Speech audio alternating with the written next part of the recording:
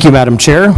You no doubt have noticed that our chambers are a little greener this time around, and I just wanted to let you know that these plants that are on your desk are a gift from me to you. I've been working on propagating and growing them the last couple of months, and you can read the little letter that I have included there, both the practical aspects of plants and the symbolic aspects of plants. But I hope that these plants bring a smile to your face, and even more so in the fact that they help connect all of us as a county board team. Thank you very much. Thank you, Vice Chair Gaschke. And with that, I'll call the meeting to order. Pledge of Allegiance. I pledge allegiance to the flag of the United States of America and to the republic for which it stands, one nation, under God, indivisible, with liberty and justice for all. And we'll have roll call. Where's mine?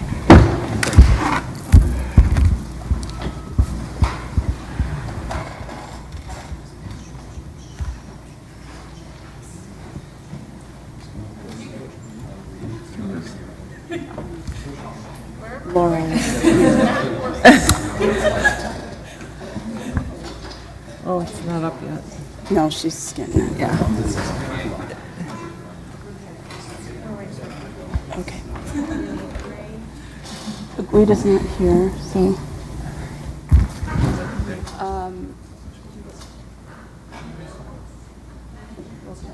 Is that it?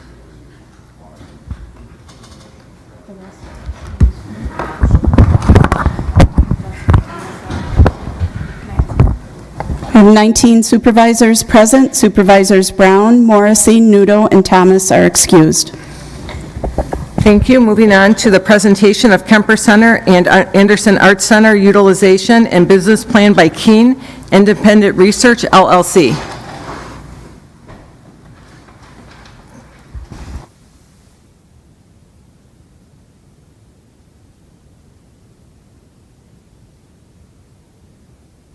Do anything? I first wanted to start with, where's my plant? Come on. Thank you all for the opportunity to present tonight. I'm Alex Keene, principal at Keene Independent Research, and we're going to be going through a lot of materials. Hopefully you can see them okay up there, but certainly we'll try to describe them as best I can about Kemper Center and the Anderson Arts Center. We started this project almost exactly a year ago, and it's exciting to be at this point where we get to present our information to you. So just kind of working through here. A little bit about Keene Independent Research. We're a 26-person arts, culture, equity, and market research firm. We have folks spread all over the country.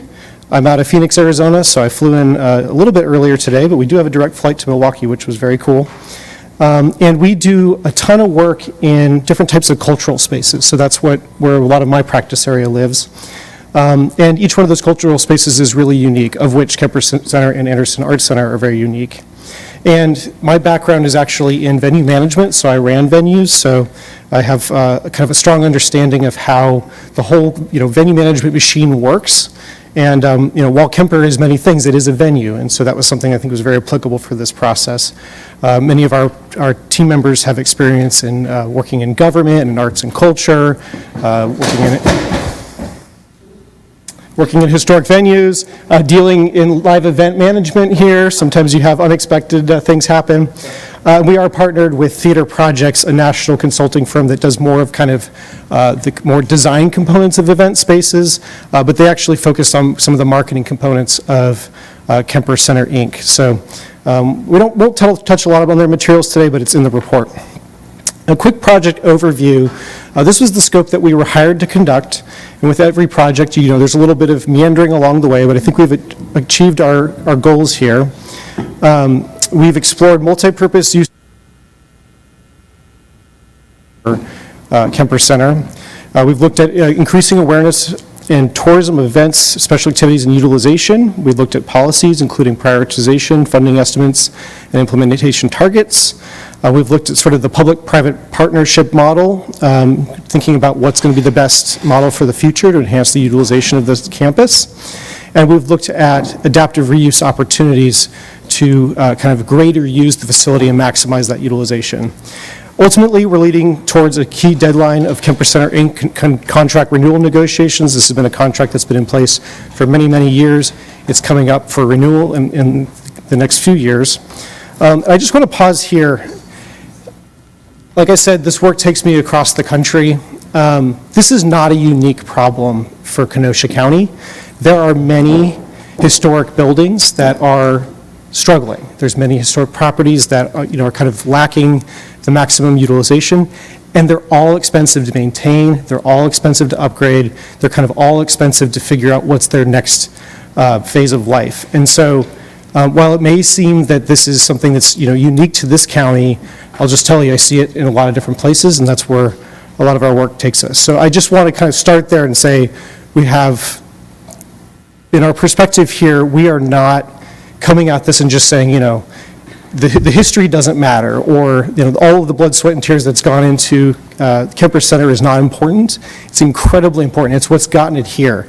One of my biggest sort of, as I was driving through town today and driving through the county today, I was just thinking about all of the people that told me and told our team throughout this process of what experience they had at Kemper Center or Anderson Art Center over many, many years. Everybody's been to a wedding there. I drove by today.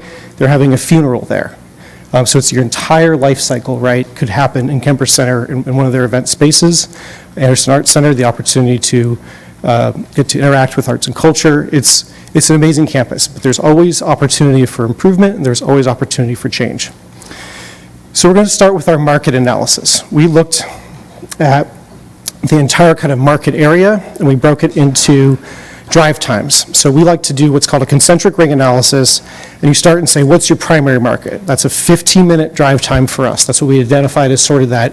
The folks that identify as being in Kenosha County, they live all within sort of a 15-minute-ish radius. I think maybe closer to 20. And those are the folks that are really interacting with the assets at Kemper Center and in and around Kemper Center. Then we looked at your secondary marketplace, 15 to 30 minutes. Those are the people that live in the region, right? So they may be using services that are in the county, but they may not necessarily live in the county. And then we looked at 30 to 60-minute drive time. So those are folks that are spanning way up north, way up south, way to the west. And they may come once a year, right? They may come for that funeral, they may come for that wedding, but they're probably not coming on a regular basis to interact with some of the services sort of in Kenosha proper. And that's something that we think about a lot, is kind of who are the different markets. Now, a market that's not on here is, well, what about, from a wedding standpoint or other events that you can be hosting there, the entire region, the entire state, the upper Midwest, right? Can we bring folks from Chicago here? Can we bring folks from Milwaukee here? How do we sell the space? And so I think that's something that we were thinking a lot about as well when we were doing the sort of future pro forma, is how we maximize utilization from a profitability standpoint, and that's not represented on this map. But within your markets, you have over 100,000 people in your primary market, so kind of a smaller area. Your median household income in that primary market is about $63,000. As we work into the secondary market, we're at 371,000 folks, and that's inclusive of primary market. Median income goes up just a little bit. And in that tertiary market, we got 2.5 million. So within 60-minute drive time of Kemper Center, Anderson Art Center, 2.5 million people, and the median household income rises again because we're drawing from Milwaukee and parts of Chicago, kind of the Chicago area. You can compare this to the national average statistics as well. How do I react to these numbers? 100,000 people. It's not as many folks as you'd think, right? You have a lot of services to sustain with only 100,000 people.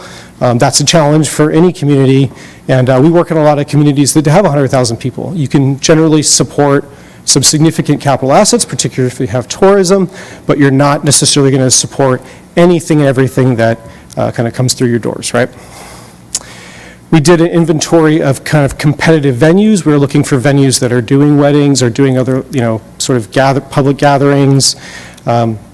And what we did with this information is we not only sort of inventoried what was around, but we're sort of trying to react to the market saturation. And I think in general, it kind of makes sense what's here. There's some nice hotels, there's some nice event space in those hotels, there's other kind of event space throughout the area. We did look at rental rates, how much does it cost to use these spaces. It's a little hard to sort of apples to apples Kemper Center as compared to, say, a hotel where they may do some all-in, you buy some hotel rooms, so you get a deal on rent. But generally what we found, some of the spaces within Kemper Center are reasonably priced, some of them may be a little bit overpriced, but that's normal. You find that within event venues. There's always opportunity for tweaks. That's why you do these kind of studies, so you can kind of look at your competitors and try to understand where you fit. And then we went broadly out to about, I think on this map, we're about 65 miles radius for all of the venues that we looked at. So, but we just picked some specific ones. We sort of identified some of those kind of key competitors and looked at their rental rates and generally saw we were sort of either at market or maybe a little bit above market. Another thing we look at that's really important for this type of work is the market growing? Is the market shrinking? And again, now, Kenosha County is unique because you also have a tourism component who's coming from elsewhere. But ultimately, we want to look at the community and say, is this community declining in population? Are we going to start having hard conversations about supporting capital assets in the future that we were supporting now? Are we growing in population? And this is coming out of your State of Wisconsin Department of Administration, who are projecting that there will be significant growth between 2020 and 2040, maybe around 15%. That's a crystal ball projection, who knows? But generally, we're pretty close and something that you can kind of help plan for. But that's not, tripling in size, right? It's not, your tax base isn't going to get dramatically bigger, but you are going to see some growth, which is excellent, and that's certainly good to hear. We've had clients that this is in reverse, and we have to have really hard conversations because they come in and ask us to look at something, and we say, it's nice, but can you afford to maintain it in the future based on what we're seeing in your population projections? So this is a good sign. We have some models for demand projections, and you can see they kind of follow the net change in population between 2020 and 2040. We're kind of seeing between a 13 and 15% increase in consumption for visual arts festivals, outdoor festivals, jazz music, live music performances, art museums and galleries, art exhibits. So, you can kind of just take that as if 100 people were coming today, 115 people are going to be coming in 20 years. So it's not significant growth, but it's enough to be healthy and sustainable. And that's something that we're happy to see in this work. We gathered community input. We did a virtual workshop survey that was sent far and wide throughout the county. We had 408 completed virtual workshop surveys and 141 partials, and a lot of those partials we end up getting good information anyway. Our methods of outreach, we did press releases, we had social media blasts, banner signs at public events, A-frame signs at public events, we had print handouts, and then we did coordinate with your equity, diversity, and inclusion coordinator to conduct direct outreach to community organizations. Within the report, there's a lot more granular detail on all of this, including demographics. I think the key one for tonight is, did they live in the county or not? 88% said yes, they lived in the county, 12% said no. And so it was interesting to sort of slice and dice the differences between those folks. And how are they interacting with Kemper Center and Anderson Arts Center? Again, kind of going back to the beginning of my presentation, qualitatively, we heard all about this is a place you come throughout your life. You come for a winter gathering, you come for a wedding, you come for a funeral, some happy days and sad days. And that's what we heard from folks in the survey. Most of the folks that interacted were visitors, but then we also had some other categories, musicians, employees, members, volunteers, and about 5% had not visited the campus of participants overall. So I think it's a good note there. There's lots of people in Kenosha County that have never been there. The folks that participated in this survey, they had been there for the most part. And so you can kind of take everything with a grain of salt, saying this is really the perspective of folks that have interacted with the space, which I think is really good.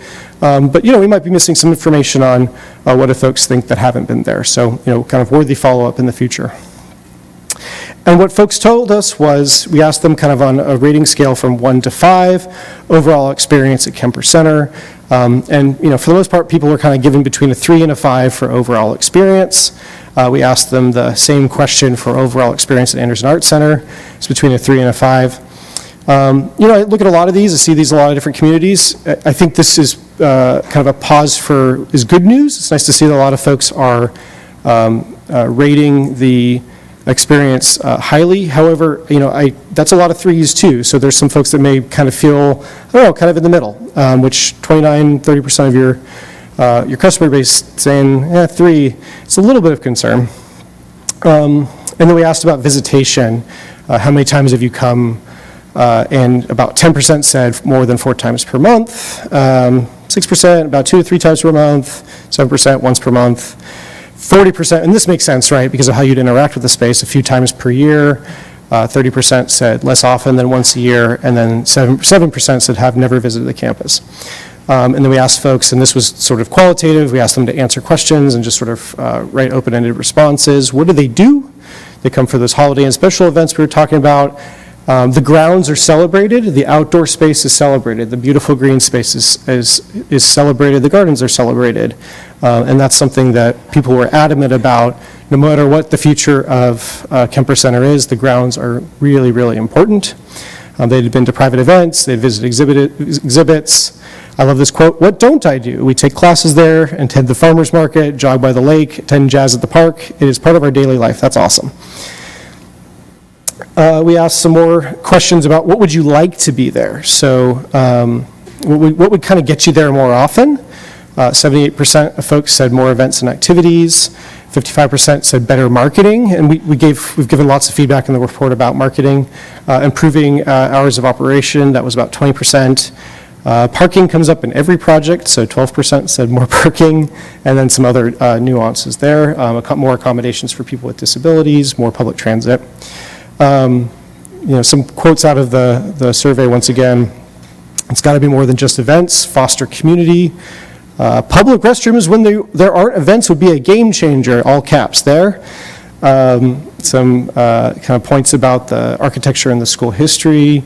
And then I think in this one, we certainly identified this as well. The meeting space is great, but you need to improve your equipment. No real working projector, no microphone. This makes it difficult for speakers. There's definitely some technology that could be improved in the space. So just two more graphics here to kind of talk about the survey. And we asked sort of these level of agreement questions. I want to preserve the historic integrity. The community gardens are important to me. We sort of ranked them from what was sort of the average down. So 70% gave a 5, or basically 90% gave a 4 or 5 on level of agreement on, I want to preserve the historic integrity of the campus. So it was the highest rated category here. All the way down to the Kemper Center has a lot to offer when it comes to arts, culture, and other activities. That was rated at 3.5. So just kind of seeing some nuance there. Kemper Center, Anderson Arts Center campus is a great place to bring out-of-town visitors. That was a 3.9. And then we asked them what would they like to see more of at Kemper Center. And so we saw kind of similar to what we heard qualitatively, more community events. That was highly rated, festivals, historic tours. Going down to some of the ones that are lower rated, which I think are important because some of these have been kind of concepts that have been thrown around. Dining was rated at a 3.9, other performances 3.7, kind of indoor rec activities 3.6, retail was a 3, and office space was a 2.4. So folks that participated in this survey were not necessarily as excited about sort of those activations that are less inclusive of the community. It's more office space is just, you see it as rent, right? Some ideas for future activities, festivals, concerts, cafe, events for children and youth, historic tours. Many of these things are already being done there, maybe expansions of them, classes and workshops, community access and events. And just, lots of people participated. They had some really great ideas. We thought this was a very sort of positive survey. It's really nice to get the community out and getting their feedback, but there's a lot to learn. There's definitely some nuance in it. So Moving on to current operations. So we did a comprehensive analysis of Kemper Center Inc.'s operations. We looked at how the county is interacting with the campus, and we really tried to understand, okay, coming as these outsiders from, out of town, what is this thing? How does it work? And sort of what are those parallels in our work to see where we might be able to offer some advice for improvement. So the current operational model. One of the most important things to understand tonight, and this was quite the journey for us to understand, and if you look at the report, there's like 100 pages of annex just going through the history of all of the documents. I was just reading them again today.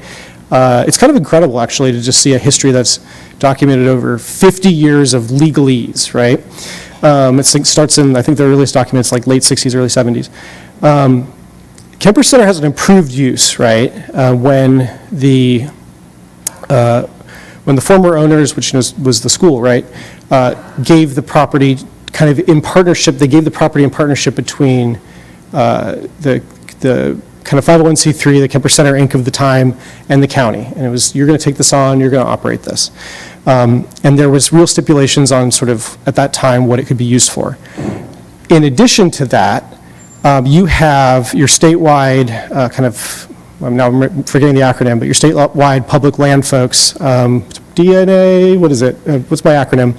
The Department of Natural Interior or something, I don't know. DNR, there it is, see? Someone's going to know the acronym.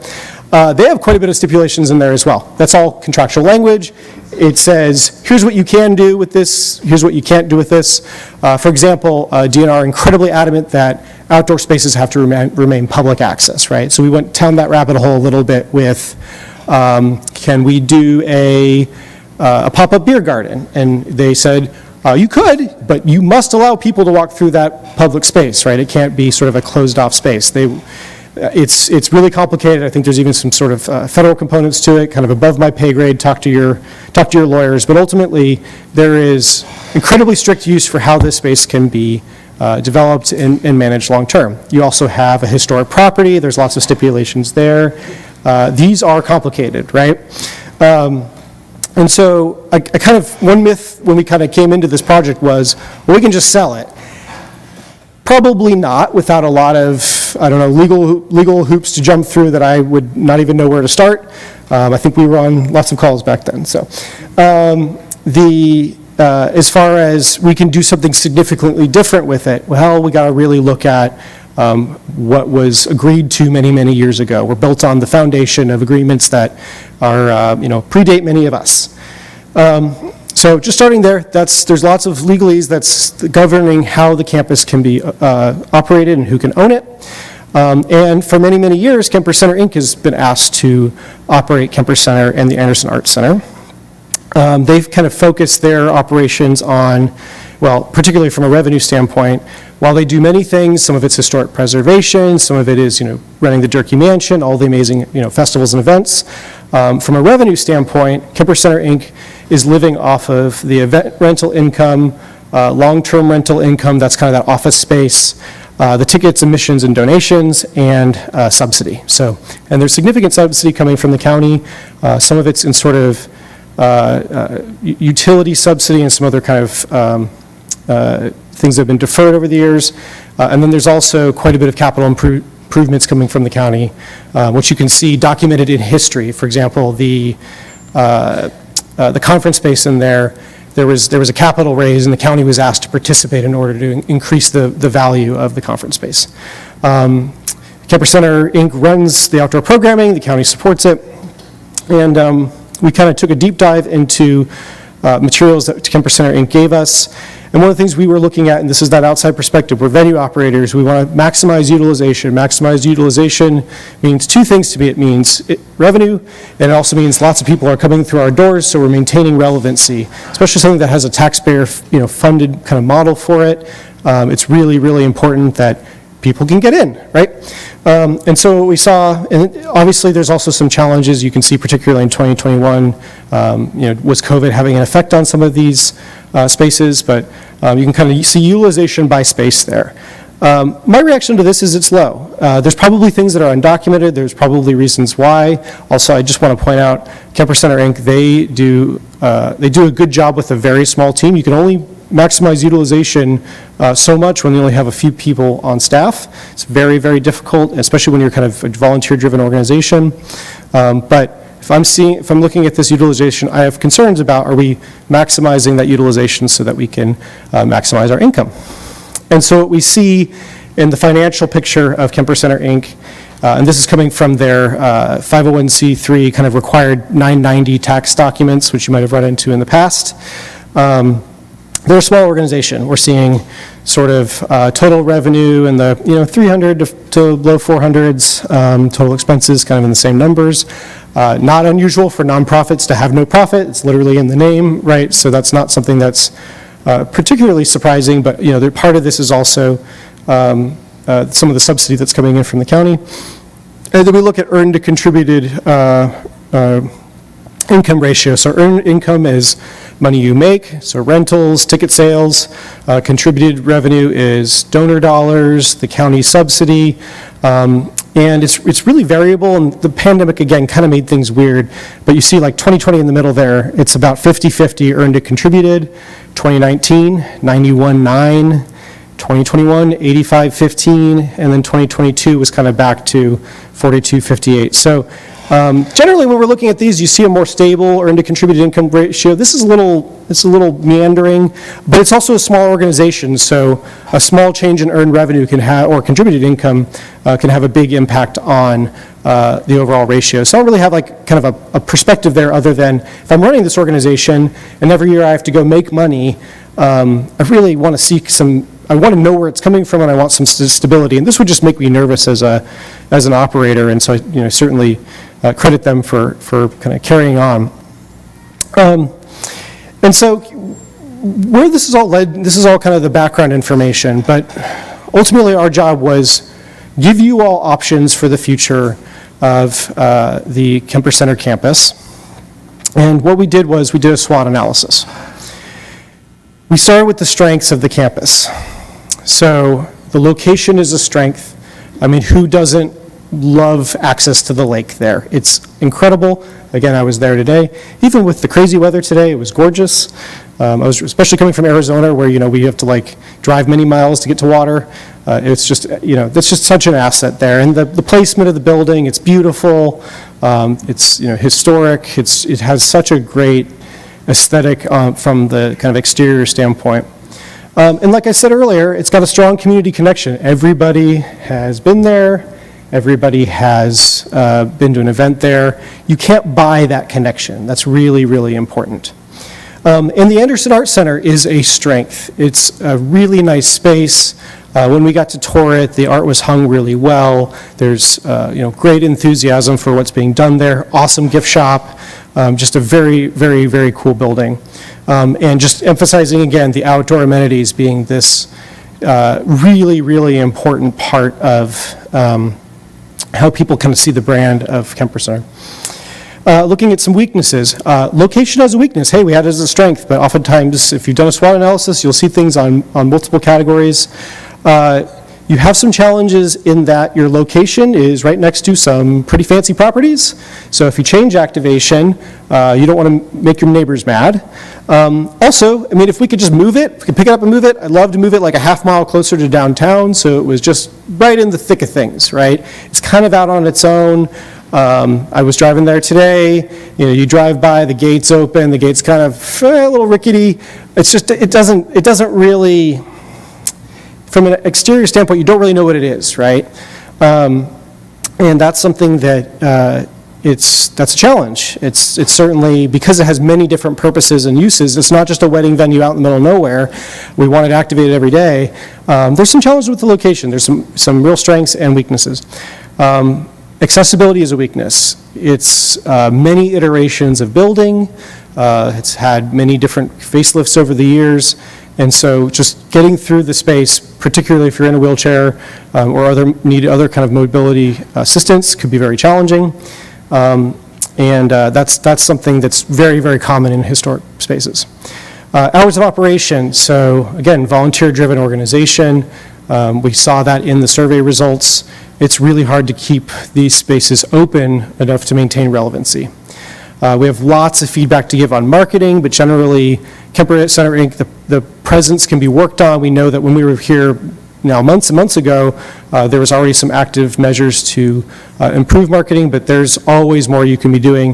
From a nonprofit standpoint, it's one of the most important things that you got to get right every time in order to continue to drive business. Aging infrastructure. So again, not uncommon. You have this huge historic building, and parts of it, to be blunt, they're aging quickly. And it's not, in my opinion, I tour a lot of these historic properties, and someone will say, well, that part of the building is not in good shape, but this part's in great shape. And I don't see it as two separate things. It's aggregate for me, right? Like, if I can't walk through the whole building and interact and enjoy myself, that's not okay. It needs to all be at least some basic level of maintenance so that it's safe, it's accessible, and it's, in whatever way, either meeting a mission or driving revenue.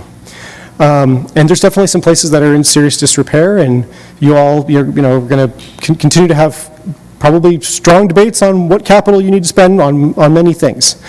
And management is challenging because this is a big property managed by a small team with a very, very wide scope, and they've been asked to do a lot. And so while there's great folks involved in the organization, it's still a weakness because you can only do so much if your budget's $300,000 a year, period. Opportunities. We loved that the community was interested in additional programming. That was great. We see lots of opportunity for more partnerships, more folks getting involved, really kind of focusing on a community campus. It seems like there's some opportunity for incentivized development. We'll talk a little bit more about that. And celebrating that campus history that everybody has a connection to. We heard so much about all of the different iterations of history, everything from when it was a girls' school up through the many years that folks have interacted throughout their lives. And some threats. So there's always a threat of negative community perception. If we don't do something, people are going to start to kind of lose patience. There's a threat of continued lack of activation. There's a threat of building deteriorates beyond repair. What might cost us some amount of money now is going to cost us a lot more money if we don't do anything about it. If the rain gets in, we got a problem. And political gridlock, which in my experience, political gridlock surrounds projects like this where everybody has an opinion and it's very, very difficult to move a decision forward. So one of the things we've worked through is a list of options. And we're not supposing that any of these options are the right option.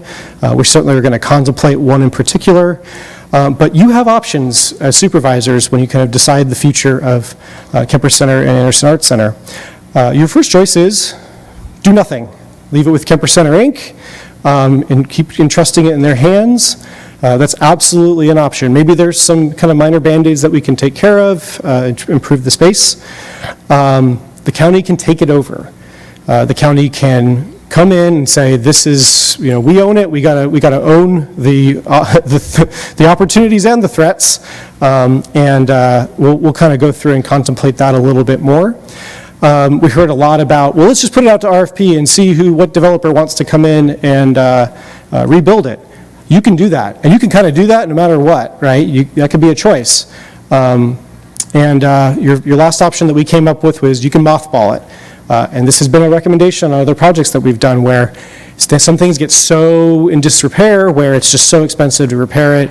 Well, let's just make sure that it's not leaking, it's sealed, it's beautiful from the outside, but we're not going to worry about the interior. And those are all options. And we're going to kind of walk you through a few. So sometimes they're a little scary options, but they're there. Just like to point out, and I might go back to that slide, there's different levels of investment depending on what you do. So mothball, fairly low cost. You're worrying about the exterior of the building, you're worrying about making sure it doesn't leak, but there's not a lot of operational dollars with mothballing. You probably send someone to mow the lawn, to maintain the grounds, but it dramatically reduces costs. It also dramatically reduces utilization, which we'll talk about.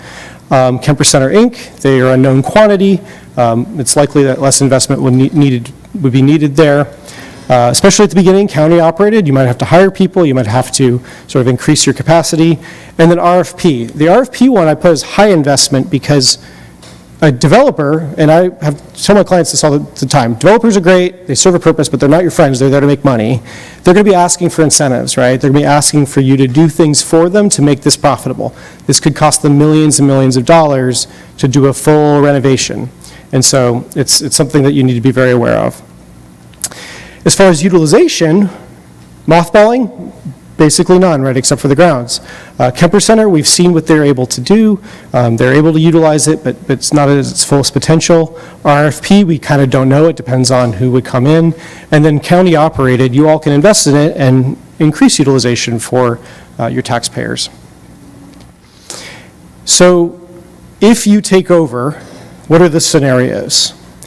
You can hire a bunch of staff and operate it entirely on your own and just build an entire team.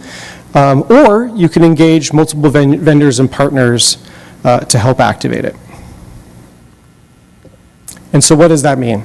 So what we would envision in this model, which is in the report, again, we're not saying it's the only choice, but it's one choice and you need to be aware of it.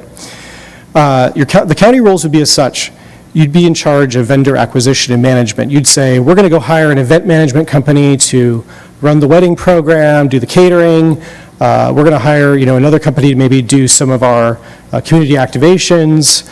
Ultimately, the county is going to own the calendar and say, okay, for-profit partners, here's the days that you are allowed to activate the space. Here's the ones that we need for our own county utilization.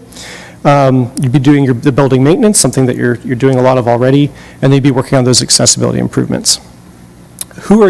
What are the kind of local business roles? So we continue to see in this model Kemper Center Inc. involved. They'd probably be continuing to work on the historic venue tours, the Durkee Mansion, doing that education and preservation of historic artifacts and stories. We think they do a great job with the Anderson Arts Center. We'd love to see them continue on in that activation. But again, like I said, we bring in those private event planning partners and some of those kind of private support for some of the public event planning. One thing, and this is our pro forma that we developed for this particular scenario. The weekend beer garden's been thrown out a lot. That's definitely a private partnership. You want to get a private operator that knows how to do that. It certainly helps the bottom line a lot if that's something that you all pursue, something like a beer garden. But again, there's also risk there with where Kemper Center is located and some of the challenges. And just identifying some potential partners that have come along the way. We think Kemper Center Inc. continues to be a part of this in the future. They are absolutely a partner. We think that the city needs to be explored more. How can the city help? This is within the city limits, right? How can we get them more involved in, hopefully maybe even footing the bill in some way? Would love to see more community organizations coming through the doors, particularly those serving minority groups. How can we get the school district more involved? More local artists and organizations. The former students, the folks that are really advocating for some of that museum activation. And then maybe a developer does raise their hand and say, well, maybe I don't want all of it, but there's something I want to work on. So there's a lot of partners out there, but this is going to take a village to get done if you do decide to go in that direction. So finally, before we kind of get to questions, here's an implementation plan if you all decide, hey, it's time for the county to step up and take over. In the short term, you need to develop your future framework. So kind of the 6 months to 2 years. You're going to have to hire some staff to manage the property and work with outside vendors to bring in that event support and programming. You're probably going to have to do an RFP to bring in some of those private operators. You're going to need to start negotiations on the MOU with Kemper Center Inc. to focus on what they do best. And there's some kind of easy wins, whether it's Kemper Center Inc. or the county, to improve those marketing materials and signage. So that's kind of 6 months to 2 years. Midterm, implement full operational change, 1 to 3 years. You got to execute that new county Kemper Center Inc. MOU and work very, very collaboratively with Kemper Center Inc. to help them achieve sustainability. work on those public-private partnerships and establish agreements, so bring in those RFPs, the vendors, who's going to work with you, and then get the campus activated, get more events, more private rentals. We really, really see opportunity here. We think that income can increase with more professional activation. And your communities ask for more arts and cultural workshops and family-friendly activities. Those are great opportunities to kind of remind folks of, why Kemper Center is important. We'd love to see the building maintenance program continue to improve, and let's get accessibility looked at more holistically with an assessment. That's kind of 1 to 3 years. 3 to 5 plus. I'm sorry, but the building is not getting any younger. You're probably going to need a full architectural and facility assessment, a full capital improvement plan, understand your next 20 years of investment, because the numbers are going to look big, I promise. But ultimately, we want to preserve this as an asset for generations to come. This has been around for 150 years. If it's important to you all as supervisors for the future, you have to ensure that the asset is around for the next residents of this community. Love to see at this time, once kind of things have settled down a little bit, a request for information process to sort of just kind of test the waters and see what else is out there, who might be interested in coming in and maybe doing some other type of activation or alternative use, and then start those high priority capital improvements that maximize both utilization and revenue. And then when do we start investigating how are we going to pay for the major renovations that this building is inevitably going to need? What are those capital generation opportunities for the property, and how can we bring partners in? So ultimately what this would lead to, we put together sort of a utilization matrix and pro forma. We're seeing by year 7, if the kind of county takes over with some of those the private event management partners, we're seeing a significant increase in activation, particularly in weddings. We think you have a really strong market case for where you're located, particularly how beautiful it is and how complementary it is to be so close to major metropolitan centers of Chicago and Milwaukee. But still with lots of in-kind activation, free days, we're doing community events, we're bringing folks in, we're doing community meetings, all of that. We're using the space as much as possible because that's it's important to us. And that drives revenue. So the organization, whomever is operating it, grows significantly. There's a lot more income coming in, and there is there's net income at the end. We're seeing an actual kind of money that's coming in that can be reinvested in the campus in the future. So, final thoughts here, just sort of putting this all in bullets. Kemper Center is currently underutilized. We want to see utilization increase, whomever the operator is. It's going to need substantial capital investment regardless of the pathway forward. You all have options. I'm not going to tell you that the options are all great. There's no, you can see the last bullet there. There's no quick fix, but you have options, you have choices, and you all have to make a decision. And they're going to have financial risk, and they're going to have political risk. But that's just the name of the game with these types of properties. But ultimately, from our perspective, this is an asset for the county. It's an asset for the county residents, and we're hoping that it can be preserved for generations to come because it has thus far. So with that, I think we have time for questions. Thank you very much for your presentation. Supervisors, if you have questions, you can feel free to reach out to Keene. Reggie, would you be able to send the contact information to the County Board Supervisors? Thank you very much for your presentation. I appreciate it. Great. Motion by Supervisor Decker to adjourn, second by Supervisor Nordigan. All in favor? Aye. Opposed? We are adjourned. Okay.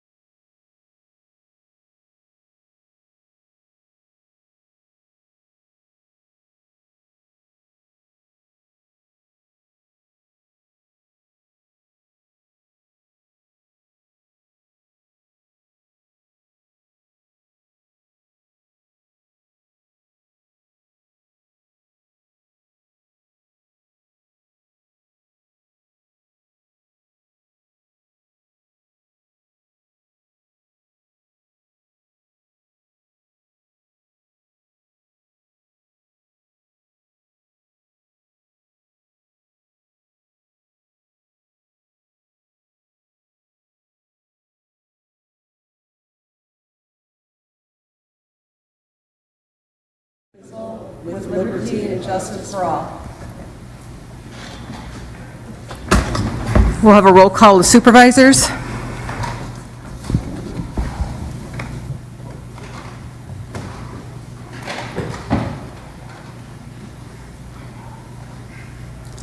There are 19 supervisors present. Supervisors Brown, Morrissey, Nudo, and Thomas are excused. Thank you. Moving on to citizens' comments. Are there any citizens wishing to speak?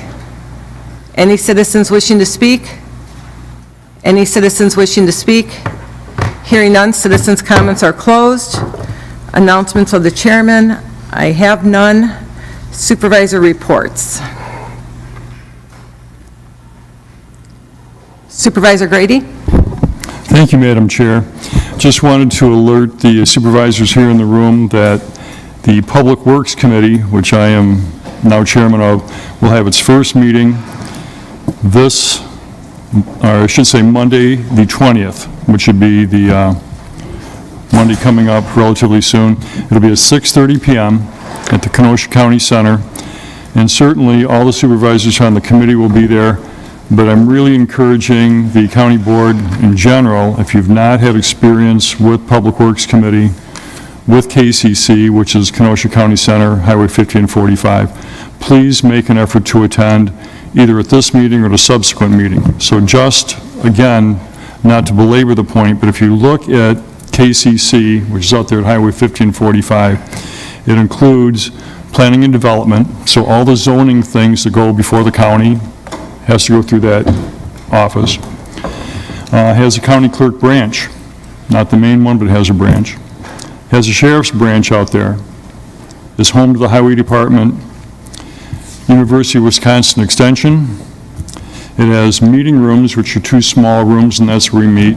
Has an auditorium that seats, I would believe, probably 300 people. It has county gardens and a horticultural display on the grounds. Outdoor walking path, helicopter pad, and a newly christened weather station, is my understanding, is going to be part of the plan out there for that particular facility. So again, when we talk about Public Works, we also have the Highway Division, which is housed there, which I said. We have the parks, which are part of our purview. We have golf. We have facilities. So all of these buildings that we're talking about, that we're sitting in now, this is KCAB Administration Building. We also have all kinds of alphabet soup names. We have KCDC, which is the detention center. It really has quite a overall reaching effect on those that are served by Kenosha County. So if you talk to your constituents, what do they talk about? They talk about the roads. They talk about the parks. They talk about Kemper, which we just had here. So really, for all of you who are current, all of you who are new, please take opportunity to attend some of these meetings. We have Director Billingsley. She's in the back right here. Would you please stand up, Shelley? And she's the face of Kenosha County Public Works. So with that, I'll conclude my presentation, and we'll move on. Thank you very much. Thank you, Supervisor Grady. Supervisor Nordigan. Thank you, Chair Uhas. Just want to bring up my last function as chairman of the Public Works Committee prior to Bill taking over. I was invited by the, I guess it'd be our county executive, as well as the face of Public Works, Shelley Billingsley, to attend an award ceremony up in Madison last, was it Thursday? May 2nd. And the reason for this award ceremony was something that I don't believe Kenosha County has experienced in the past. Shelley could correct me if I'm wrong. But the APWA, the American Public Works Association, I guess it's a national association, this is a Wisconsin chapter, has awarded Kenosha County for 2 of their transportation projects. These were less than $5 million award categories, the cost of them. We didn't get $5 million, the cost of them. And these are for County Highway EM, that's in Supervisor Carroll's district, and County Highway S, which is in Summers, and I forget whose district that is, but it used to be Brian Vashaw's district, I believe, right? Right, okay. Yeah. Oh, it's your district. Okay, got it. So, sorry about that. It was very well done ceremony. We received a couple of plaques, and basically, to give a description of what the award was, is your project has been selected as recipient of the 2024 Wisconsin Chapter Project of the Year Award in Transportation, less than $5 million. The Public Works Project of the Year Award recognizes the strong alliance between the managing agency, the consultant, architect, engineer, and the contractor to effectively complete public works projects. So I'd like to give a hand to the staff of our Kenosha County Public Works, Transportation, I guess, as well as everyone who works in Public Works, because all of this really shows how we've got a first-class professional organization running our Public Works. So, thank you. Thank you, Supervisor Nordigan. Supervisor Bowski. Yes, Chair, thank you. I want to thank the supervisors on the Public Works, on the Judiciary and Law Committee for their patience the past 2 weeks while I was out of the country trying to get our arrangements nailed down. It is tomorrow at 5 o'clock. Going forward, it will be the first Wednesday of each month at 6 p.m.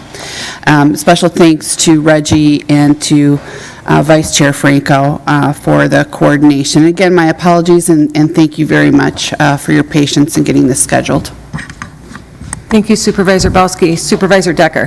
Thank you, Madam Chair. I have a question for the Public Works Chair. So through the Chair to Supervisor Grady, you said the next meeting is on the 20th? That's correct. It'll be Monday, the 20th, 6:30 p.m. That is the third Monday of the month. Are the meetings going to be on the third Monday of the month or the fourth? It's traditionally been on the 4th, but this particular schedule, it's a holiday. It's Memorial Day.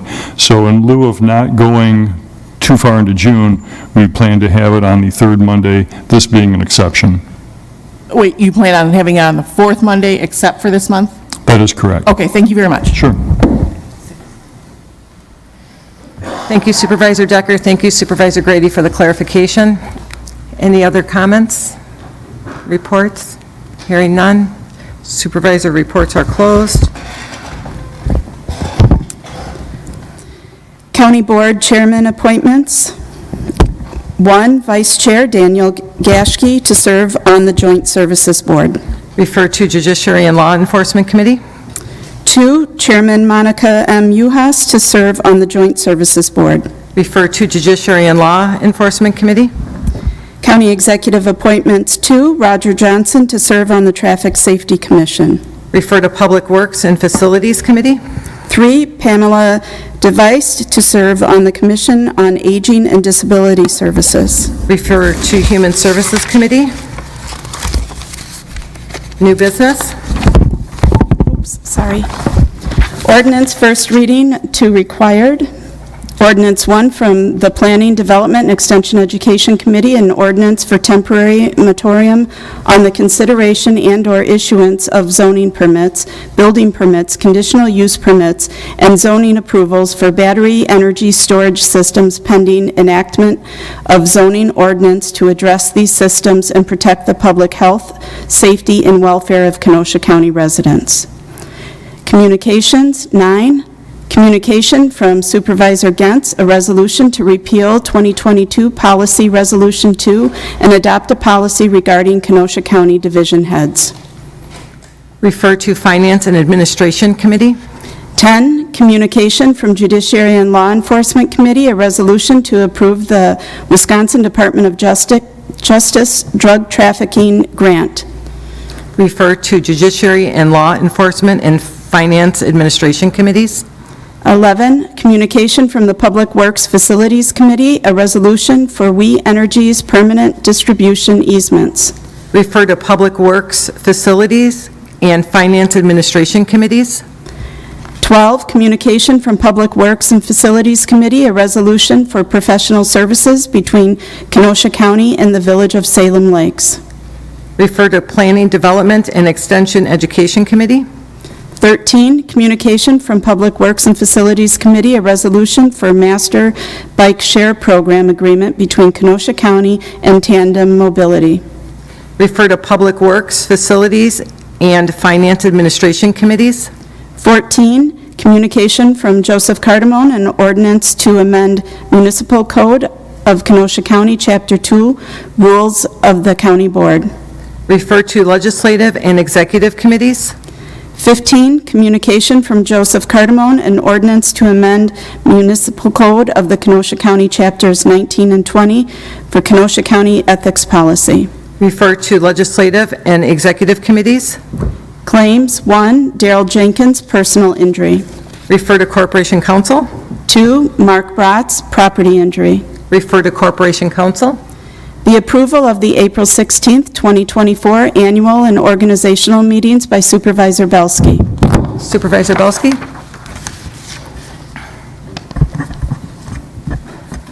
Move to approve.